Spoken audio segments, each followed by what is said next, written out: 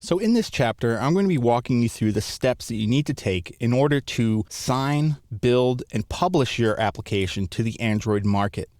Now, the project I'm going to be using is just a very simple application I created called B Photo. And this is the simplest possible application. It's just a photo of B, and that's essentially the entire application. And we're going to walk through the various steps that it needs to take to publish this so that people can download it. So in this first movie, we're going to look at what you need to do to prepare your project so that it's fit for actually exporting to the market. So one of the things that we want to do is, let me go into my source code here, into my main activity. Now you want to go in and remove any calls to logcat. So here you can see I have a simple debug log call that basically tells me when I'm in on create. So I want to remove references like that. It will, of course, still work if you leave them in there, but anybody who's running your application who opens logcat is going to be able to see all of your trace statements and your log calls. So we want to remove those. Now, another thing we want to do is to go into our manifest. If we have debuggable set to true, we want to set that to false. And what this is going to do is when we have debuggable set to true, Android includes some debugging information into your code. So we want to make sure we strip that out when it comes time to actually export our final application, because we want it to be as small and as lean as possible. Now, another thing, if we come back to the manifest tab, is the versioning scheme.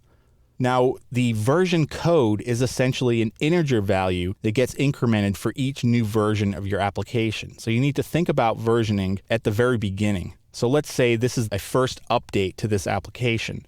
I would actually change the version name to maybe 1.1, and the version code would actually go up to 2. So again, this is an integer, not a float value. So for each new version of your application, this is going to be incremented. So just be aware of that. But for the first version, we're just going to say 1.0 here. Now let's just go to the source of our manifest file. Now here you can see this uses SDK, min SDK version. Now remember, in this course, we've been using the Gingerbread SDK. In this case, I'm not using any Gingerbread specific code in my application. So I can lower that to say 7.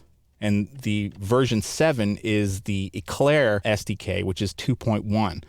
And essentially by putting min SDK version 7, that's going to make it that anybody with Android 2.1 or greater is going to be able to install this.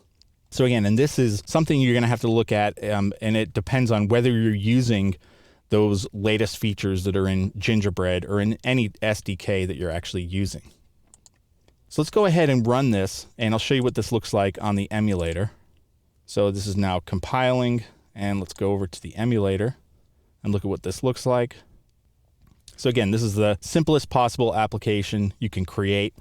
We have a nice photo there of B, and that's the entire application. So this is not going to sell a lot of applications, but we have our application, and I'll show you quickly the icon that I've created. Again, I've just based it off of that sample icon template that we used, and I've just changed it to a B, and there's my application icon. So those are the steps that you need to go through in order to make sure your application is prepared for its final export. Again, you want to turn off debugging, you want to remove log statements, check and make sure your versioning scheme is correct, set the correct minimum SDK version, and then most importantly, obviously, is to run the application and test it to make sure that it works exactly how you want it to.